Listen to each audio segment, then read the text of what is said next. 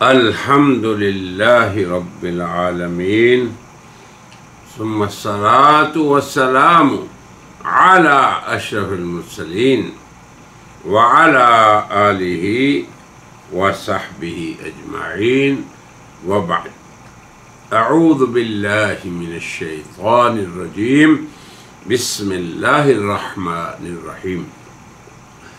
الحمد لله رب العالمين الرحمن الرحيم مالك يوم الدين إياك نعبد وإياك نستعين اهدنا الصراط المستقيم صراط الذين أنعمت عليهم غير المغضوب عليهم ولا الضالين آمین.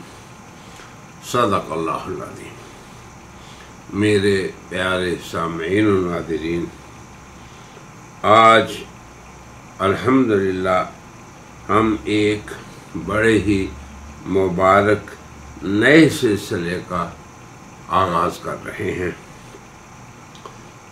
جس کا عنوان ہے تفسیر میسر، آسان تفسیر.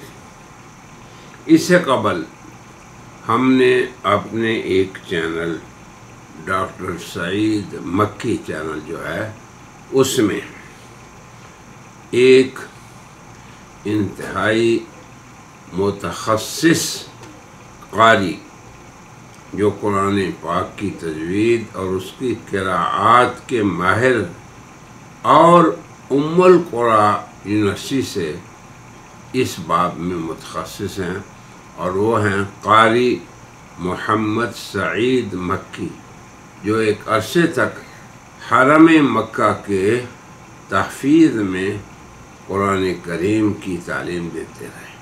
تو ان کی تلاوت اور اس عاجز بندہ ڈاکٹر سعید کا اردو سلیس ترجمہ پیش کیا، جو کہ تقریباً 15 پاروں تک ہو چکا. اللہ سے دعا ہے کہ اس سلیس ترجمے کی بھی وہ تکمیل فرما دے اور اس تفسیر کی بھی. انہ هو الولی التوفیق. تو ہم نے سب سے پہلے اس سورت کی آپ کے سامنے تلاوت کی ہے.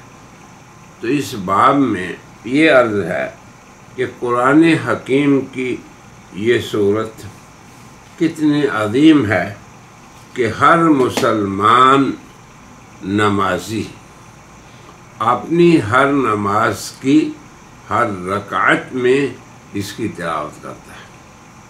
اتنی بار اس کو دہراتا ہے صبح و شام.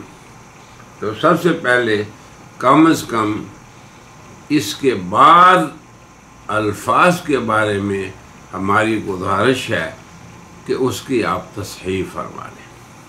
اب دیکھیں، یہ اللہ کا کلام ہے، عربی زبان میں ہے، اور ہم پنجابی، اردو، انگریزی، ترکی، ہندی، سندھی بولنے والے لازمی بات ہے کہ اپنی مادری زبان سے متاثر ہو جاتے ہیں. مگر قرآن کریم کو اللہ نے اتنا آسان بنایا ہے، وَلَقَدْ يَسَّرْنَا الْقُرْآنَ، آسان بنایا ہے کہ اگر ہم تھوڑی سی کوشش کریں تو وہ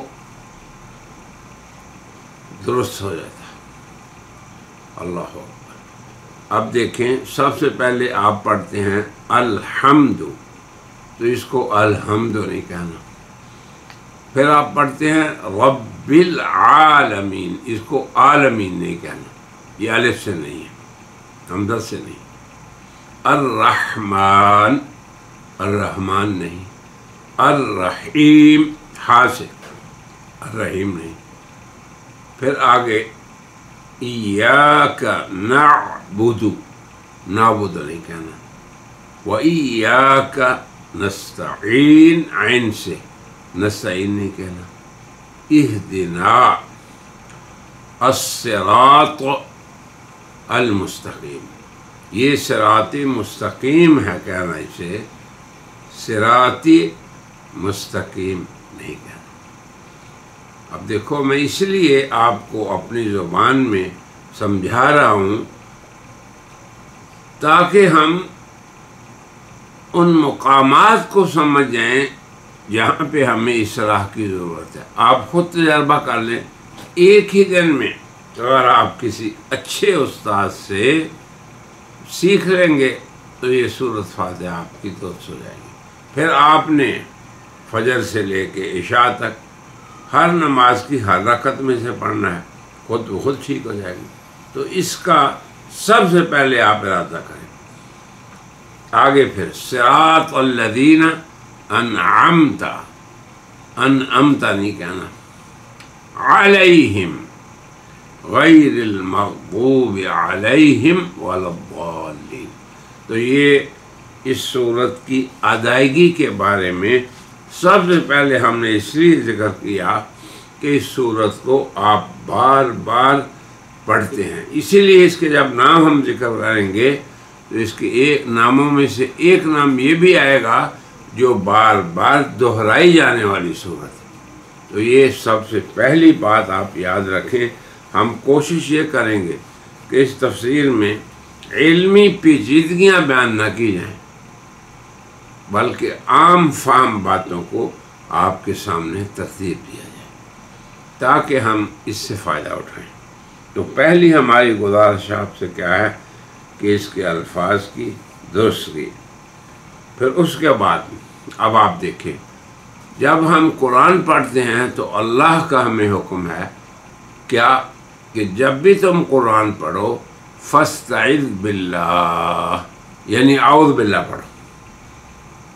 دیکھیں کتنا عجیب تصور ہمیں اللہ دے رہے ہیں اور کتنا عظیم اور کتنی سربلندی کی طرف ہمیں اٹھایا جا رہا ہے کہ آپ نے کیا کہنا ہے، اعوذ باللہ سب سے پہلے، فاستعذ باللہ۔ تو قرآن کی تلاوت کا پہلا ادب یہ ہے کہ اس کو اعوذ باللہ سے شروع کیا جائے۔ اب اعوذ باللہ میں کیا ہے کہ آپ کہتے ہیں کہ میں اللہ کی پناہ میں آتا ہوں، کیونکہ شیطان کی عادت یہ ہے اس کی کیا، لَأُغْوِيَنَّهُمْ أَجْمَعِينَ، میں ان کو گمراہ کروں گا، میں ان پر سیدھی راہ کو گم کر دوں گا، صراط مستقیم سے ان کو ہٹا دوں گا۔ پھر آگے اللہ نے فرمایا ٹھیک ہے، مگر جو میرے بندے ہیں وہ تیرے قابو میں نہیں آئیں گے۔ ان عبادی لیس لک علیہم سلطان، ان پہ تجھے قدرت نہیں۔ وہ کیسے کہ میرے بندے میری پناہ میں رہتے ہیں۔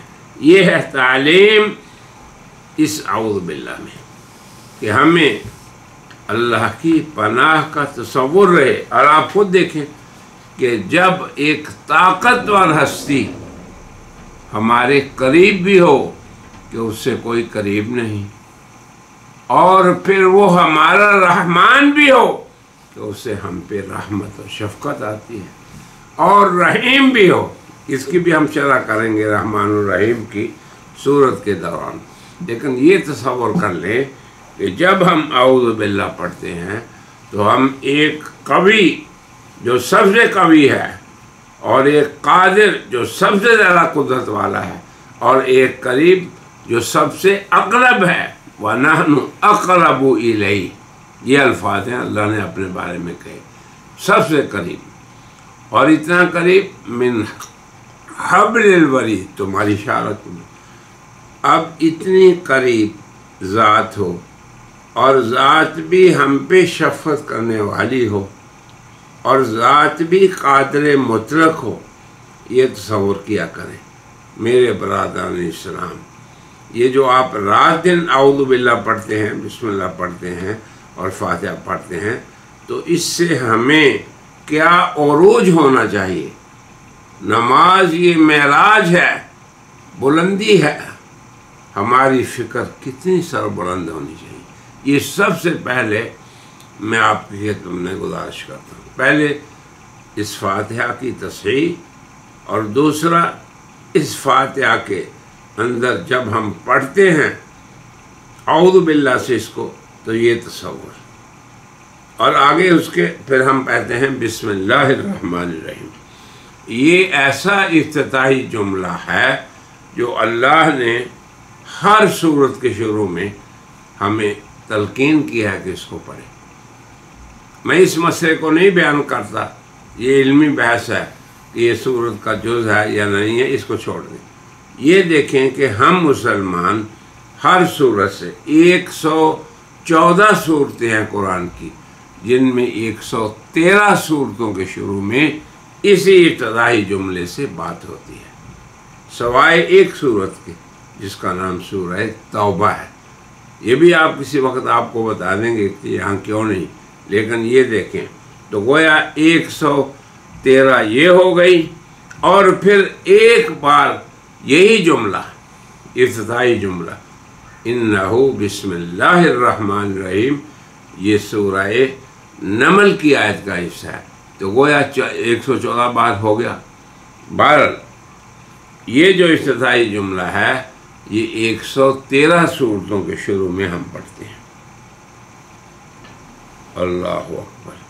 اب آپ دیکھیں کہ اعوذ باللہ پڑھنے کا کیا تصور ہے۔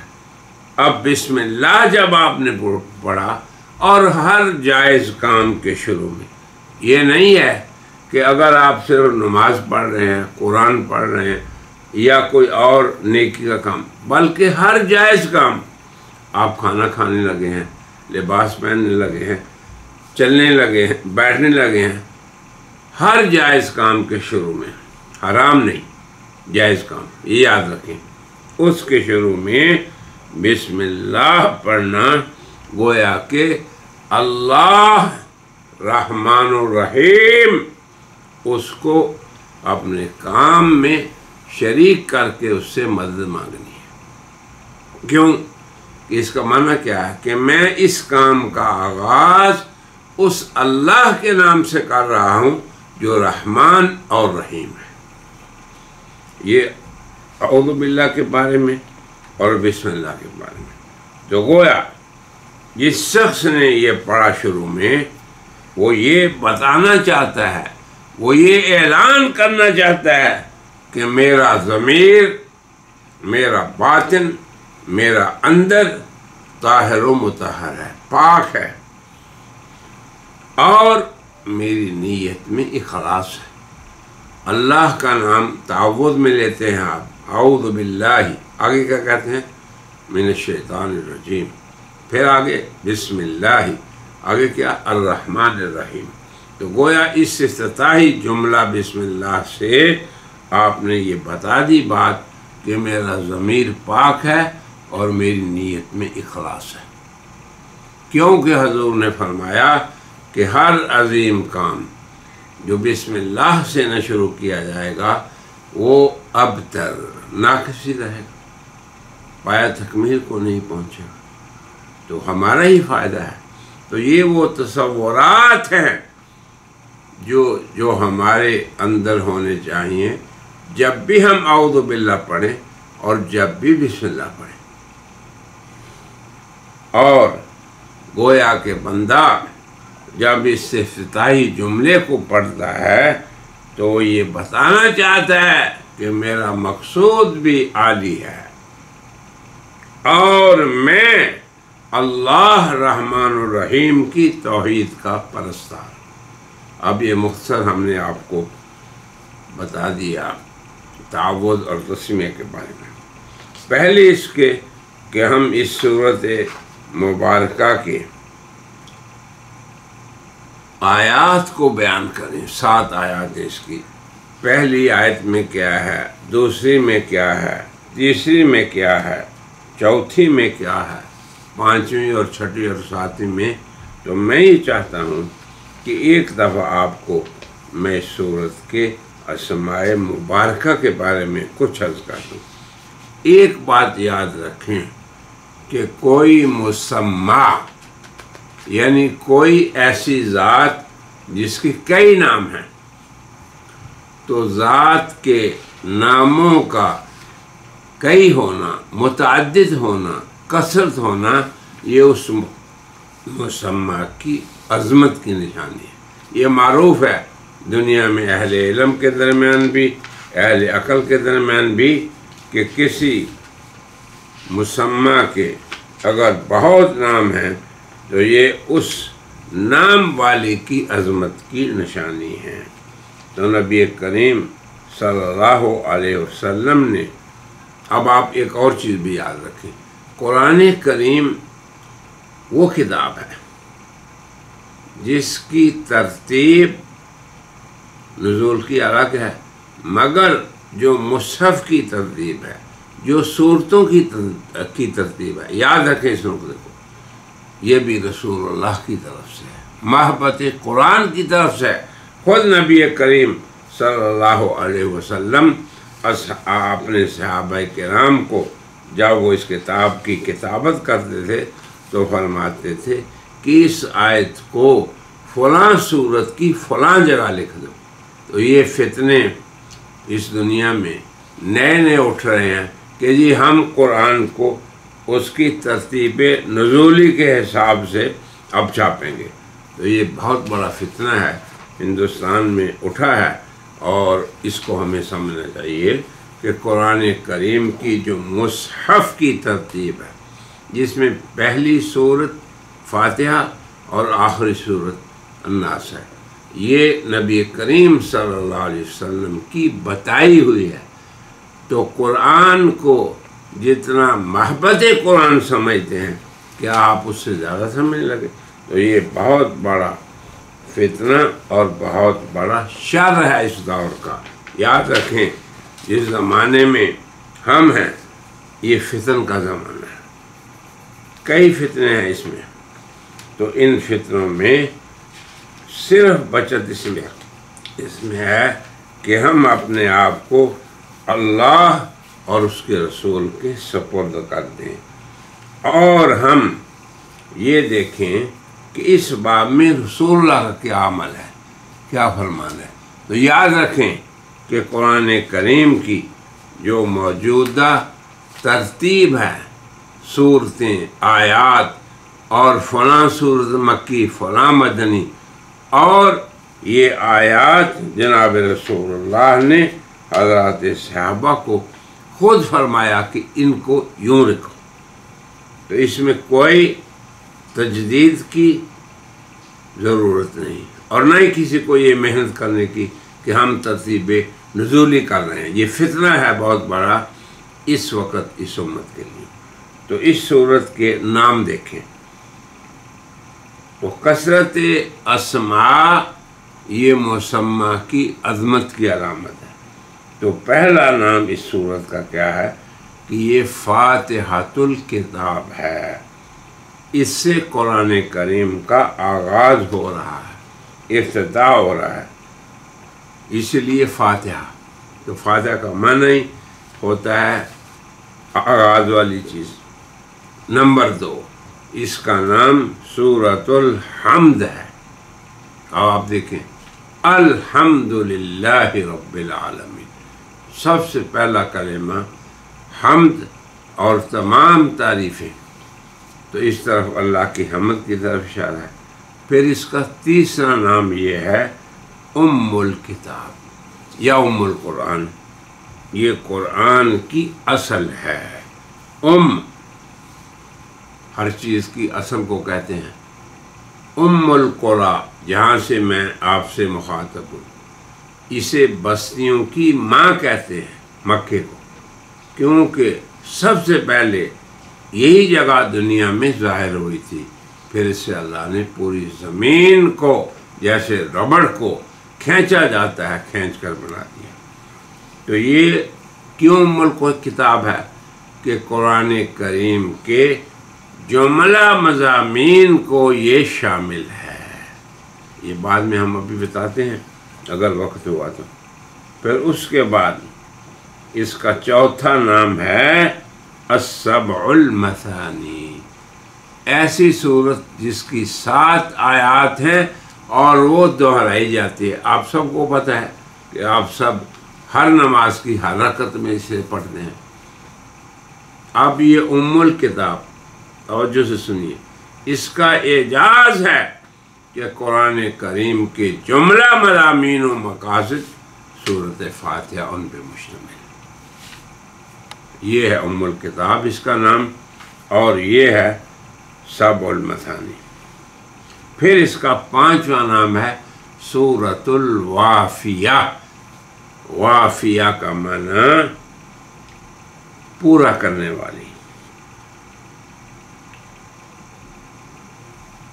اور ایک اس کا نام ہے سورۃ الکافیہ، کافی ہونے والی۔ تو اس پوری سورت کو وافیہ، پوری سورت کو ہر نماز کی ہر رکعت میں پڑھا جاتا ہے، اور پھر یہ قرآن کریم کے مضامین کو کافی ہے۔ پھر اسی طرح اس کے نام میں سے ہے سورۃ الکنز۔ کنز کا معنی خزانہ۔ نبی کریم صلی اللہ علیہ وسلم نے ارشاد فرمایا کہ یہ سورت میرے اللہ نے عرش کے خزانوں میں سے ایک خزانہ ہے جو اللہ نے اس امت کو عطا کیا، رسول اللہ کو دیا اور ان کے واسطے سے۔ تو ہمیں اسی ادب کے ساتھ اور اسی عظمت کے ساتھ اس سورت کو پڑھنا بھی درست ہے اور اس کے مضامین کو سمجھنا بھی ہے۔ اس کے بعد اس کے ناموں میں سے ہے سورۃ الشفاء، یہ تقریباً 8واں نام ہے۔ نبی کریم صلی اللہ علیہ وسلم نے ارشاد فرمایا کہ یہ سورت موت کے سوا ہر مرض کا علاج ہے۔ شافی اللہ کی ذات ہے، اب اس نے ان کلمات میں شفا رکھ دی، عظیم کلمات پہ مشتمل ہے۔ پھر اس کا نام ہے 9واں نام سورۃ الاساس۔ اساس کا معنی بنیاد، تو یہ تمام قرآن کریم کے مضامین کی بنیاد ہے۔ تو یہ ہم نے ابھی آپ کے سامنے آج کی مجلس میں جو چیزیں بتائی ہیں ان کو یاد رکھیں، اور ہمارا یہ سلسلہ صرف اس لیے ہے کہ ہم قرآن کو اپنی زندگی میں عملی طور پہ نافذ کریں۔ پہلی بات کیا کہ اس سورت کی درست قرأت کریں، اس میرے مضمون کو آپ بار بار سنیں اور پھر اس کے بعد اسی طرح اس کو درست کریں۔ دوسری بات ہم نے کیا بتائی اس سورت کے بارے میں کہ اس کے تقریباً 9 نام ہم نے آپ کے سامنے ذکر کیے۔ تو یہ 2 چیزیں ابھی آپ یاد رکھیں، اور پھر ہم نے ساتھ ہی یہ بتایا کہ کس عظمت سے اس کو سمجھنا ہے کہ اس سے پہلے اعوذ باللہ بھی پڑھنا ہے، یہ بھی اس کی عظمت ہے۔ پھر اس سے پہلے افتتاحی ایک جملہ ہے جو ہر سورت سے پہلے بسم اللہ الرحمن الرحیم، اور اعوذ باللہ پڑھتے ہوئے کیا تصور ہو کہ ہم اس اقوی، اقرب اور اقدر ذات کی مدد لے رہے ہیں شیطان مردود کے خلاف۔ اور اسی طرح جب ہم نے بسم اللہ کہنا ہے تو یہ تصور رہے کہ ہمارا باطن بالکل پاک ہے اور ہمارا ضمیر صاف ہے اور ہماری نیت میں پورا پورا اخلاص ہے، اور اس لیے ہم اس عظیم کام کو شروع کر رہے ہیں۔ اب سورت کے نام جو میں نے ذکر کیے ان کو بھی دوبارہ آپ سن لیں، اور تاکہ آپ کے دل میں اس سورت مبارکہ کی عظمت پیدا ہو اور شوق سے آپ اس کے الفاظ کو درست کیجیے۔ اور آج کی اس مجلس میں ہم اسی پہ اکتفا کرتے ہیں۔ انشاءاللہ آئندہ کی مجلس میں ہم اس سورت کی 7 آیات، ان کے مضامین اور ان کے باہمی ارتباط کو بیان کریں گے انشاءاللہ، انشاء الرحمن۔ وآخر دعوانا ان الحمد للہ رب العالمین۔